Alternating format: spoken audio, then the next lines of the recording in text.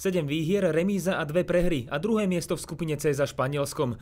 To je bilancia Slovenska v európskej kvalifikácii, v ktorej iba 5 mužstiev nazbieralo viac bodov ako tým trénera Jána Kozáka. Do Francúzska nás posunul najmä výnimočný štart.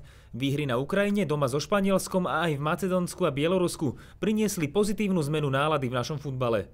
Pohľad ľudí na chlapcov a na futbal sa zmenil, mňa to veľmi teší. Mne sa asi podarilo dať dokopy partiu a zvýšiť sebavedomie tých hráčov. Premiérová účasť Slovenska na európskom šampionáte je odmenou za 13 mesiacov tvrdej roboty. Ja si myslím, že ten káder nemá ešte vrchol výkonnosti, tam je ešte potenciál zlepšovať sa. Kvalitu tímu, ktorý sa stal v októbri víťazom ankety Typos športovec mesiaca, preveria v polovici novembra ďalší účastníci Eura 2016, Švajčiarsko a Island. Najhoršie je uspokojiť sa s niečím.